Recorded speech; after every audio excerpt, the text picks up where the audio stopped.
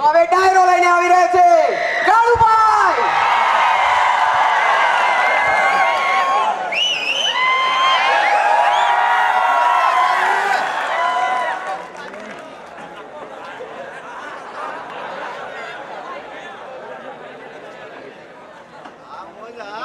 Builder નથી બનાતું. મહેનત કરવી પડે છે મારા વાલા અહીંયા એન્જિનિયર થવા માટે. મહેનત કરવી પડે છે મારા વાલા અહીંયા એન્જિનિયર બનવા માટે. બાકી સાહેબ અહીંયા કઈ બેઠા બેઠા પાસ નથી થવાતું. ખોખો એટલે સાહેબ એક જગ્યાએ મેં બરોબર ગેરમી સાચી લાગે એટલે એક જગ્યાએ સાહેબ મેં બરોબર આ વાત કરી એટલે વાત કરીશું ભાઈબંધ વાતમાંથી વાત નીકળી એટલે મેં જે આ શેર ઠોક્યો એટલે એક મારો મિકેનિકલ ભાઈબંધ પેલું વાંદરું કેમ ડાળીએ થોડે ઠેકડો મારી એમ ઠેકડો મને ગળી કે બેસી ગયો બોલો. એટલે મેં કીધું ભાઈ શું છે કે તમારું માઇનિંગ આવે મારું મિકેનિકલ કેમ નહીં. એટલે મેં કીધું ભાઈ હેઠો ઉતેર હા લેવા દે. મેં કીધું તું હા લે પાણી પીએ. મેં કીધું ડાયરો કરવાની હાલતમાં રહેવા દે તો મેં કીધું તારું મિકેનિકલ આવશે. મેં કીધું હાથ વાર હે હું કેવું મોટા. એટલે સાહેબ હવે ફ્રેન્ડ સર્કલની વાત નીકળી એટલે વાત કહી દઉં કે અમારે વિમુભાઈ કોર્ડિનેટર રાજુભાઈ હે એટલે આ બધા લોકો સાહેબ ખરેખર આમ બધા લોકો છે ને બહુ શોખીન માણસો. શોખીન એટલે સાહેબ એ ભડના દીકરા જે સલમું પીતા હોય હાય હાય હાય હાય તમે આમ સાહેબ જોતા રહેજો. એ ભડના દીકરા સાહેબ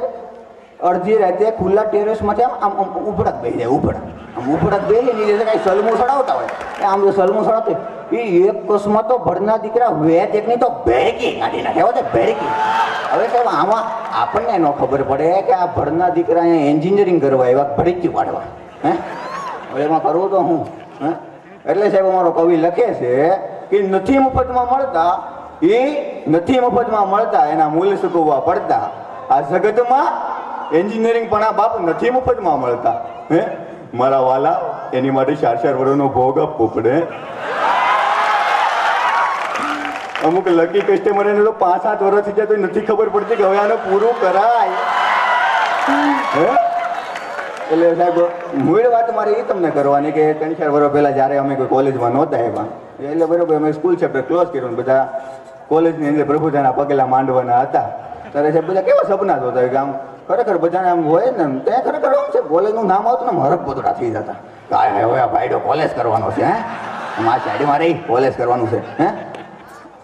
એટલે બરોબર એ સાહેબ સપના જોતા ને સાહેબ બધા સપના જોઈને સાહેબ હું તો સાચી ઠોકીને કહું છું કે આ ભાઈડા સાહેબ ખુલ્લી આંખે સપના જોતા કે 1, 2 ને 3.5 કોલેજમાં કરવા તો જલસા કરવા હે. એટલે સાહેબ એ લોકો કેવા સપના જોતા એમાં બધાએ જોયા છે તમારી પાછળ બેઠા એ લોકો બધાએ જોયા છે કે એને મજાનું મોટું કેમ્પસ હોય હાય હાય હાય અને એની અંદર સાહેબ તો એની અંદર રમતા ભમતા ગોથા મારતા કાયલીસ અને ભાઈ જેવા હેન્ડસમ છોકરા હોય ઓહો શરમાય પૂરા અને સાહેબ એમાં બ્યુટીફુલ ક્યુટ ક્યુટ ક્યુટ છોકરીઓ હાય હાય ખરેખર છે બાને આ પિક્ચરમાં કેવું બતાવે આમ આ પિક્ચરમાં આમ મૂવી સિરિયલમાં કેવું બતાવે આ ફ્રેન્ડશીપ ને બેકઅપ ને રિલેશનશીપ ને મોટા પ્રાણી આવે પાણી આવી જાય આપણને ખરેખર આ બધું જોઈએ ને તો હાય હાય હાય અને સાહેબ આ શું કહેવાય કે 3 ઇડિયટ્સ જેવું મૂવી જોયા પછી કોને એન્જિનિયરિંગ કરવાનું મન ન થાય ને અહીંયા એવા પછી ખબર પડે કે એ તો ફનનો દીકરો આઈઆઈટીનો ટોપર હતો આપણે જીઈસીમાં હલવાઈ ગયા છીએ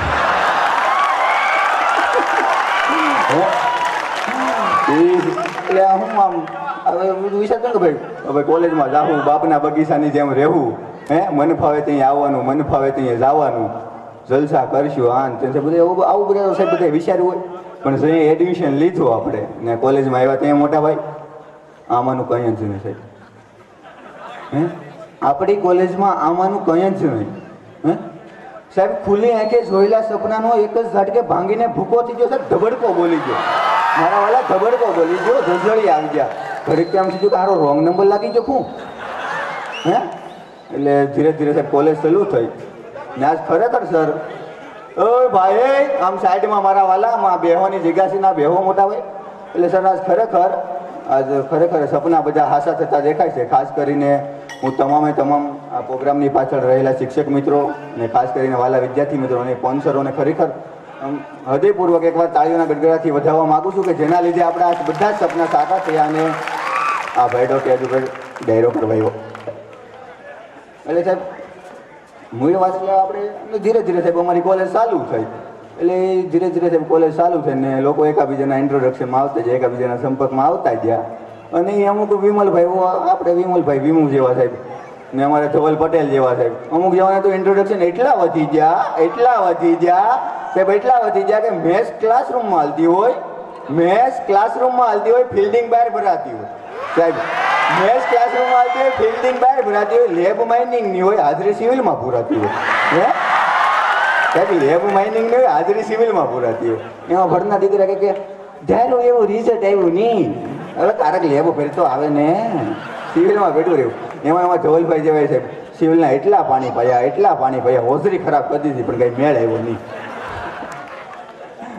એટલે અમારો કવિ લખે છે કે ગુણતા ભાંગતા બાકી મેલતા આખો ભવ મેં ગાળ્યો છેવટ શૂન્ય ધણી સરવાળો બજારમાં ચાલતી દીકરીને મેં પૂછ્યું કેમ બેને સોટલો તારો કાળો ત્યારે ભારત વર્ષની દીકરી સાહેબ ખાલી એટલું બોલી હતી કે સોરે બેઠેલા પુરુષોને પૂછો કે તું કેમ બેનો મુસાળો છેવટમાં શૂન્ય તરી સરવાળો છે હે એટલે એક જગ્યાએ બરોબર મેં કવિતા કીધી એટલે હવે આપણે શું કહે નીરોભાઈ જેવા અમુક લોકો તો હોય જ એટલે કીધી એટલે બરોબર પુરુષ હોય એટલે મારી પાસે એવા મને કંઈક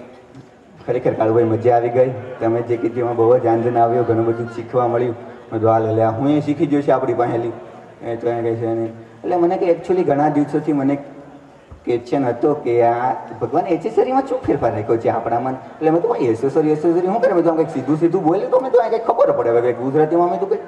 તો મને કે આપણને મૂછું આપીને સ્ત્રીઓને કેમ નહીં અરે મેં કીધું ભાઈ તારી ભલી થાય મેં તો આપણે બંનેને મૂછું આપી દીધી હોત તો એ હામાં કાકડા ચડાવત ને મહેમાન આવત ને પાણી ભરવા કોણ તારો બાપ જાત હે ખરેખર આ તો સાહેબ અમા ને કા પુણ્ય આ હાથે હું કંઈ હક ના લેવા દેતી હે વૈશ્વમાં કહો છે ને હવે આપણે શું બધું સાહેબ હે એટલે સાહેબ મૂળ વાત મારે એ કહેવાની કે સહજમાં જીવજો હઠથી કદી ઈશ્વર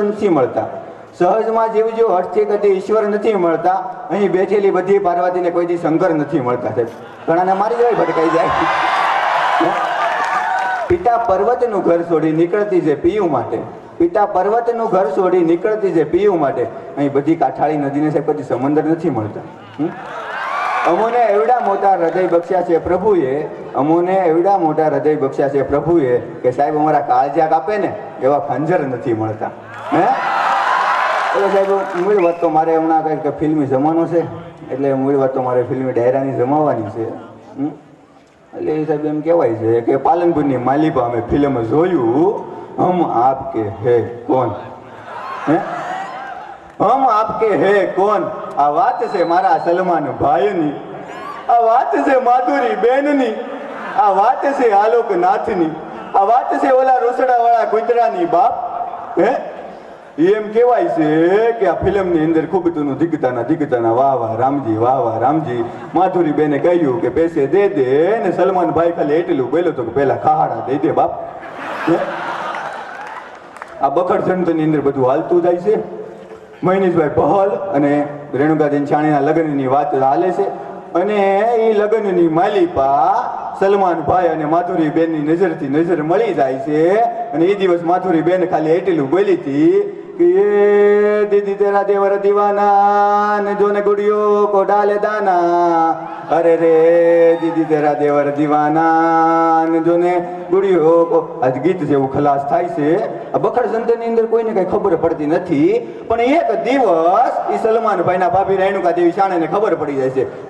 હાય આપણા દેનનું સુખ તો આપણી બેને ફિટ થઈ ગયું છે બાપ આ તો બહુ સારી વાત કહેવાય મોટી ડાયકણ ઘરમાં આવી છે બીજી ઝીણકી ડાયકણા ઘરમાં આવવાની છે આખું ઘર ભૂતખાનું થઈ જવાનું બાપ હે એ ખુશીની મારે ઘરમાં જ્યારે ફોનની રિંગ વાગે છે ને એ ખુશીની મારે રેણુકાબેન શાણે જેવો ફોન ઉપાડવા જાય છે એવા જ સીડીએથી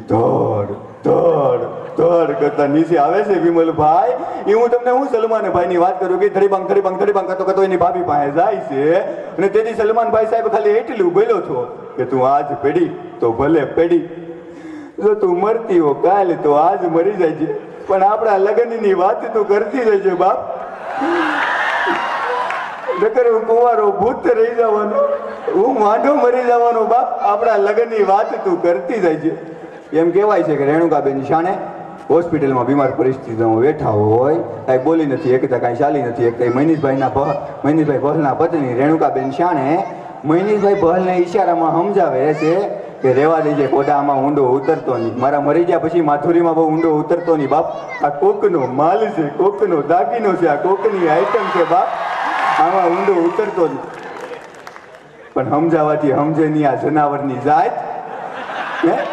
જેવો રેણુકાબેન શાણીનો જીવડો જોઈને બીજા જ દિવસે મહેનીશભાઈ ભલ ખાલી સાહેબ એટલું બોલ્યો તો કે હવે લગ્ન કરવા તો માધુરી હારે કરવા બાપ. સલમાનભાઈ મુંજાઈ જાય છે કે બોલવું તો કેમ બોલવું, માગણી કરી છે આપણા ભાઈ આપણી મિલકત ઉપર, આપણા માલ ઉપર હાથ નાખ્યો બાપ. આમાં બોલવું તો કેમ બોલવું. સલમાનભાઈ કાંઈ બોલી નથી એક તો, પણ માધુરી બેન અને મહેનીશભાઈ બહાર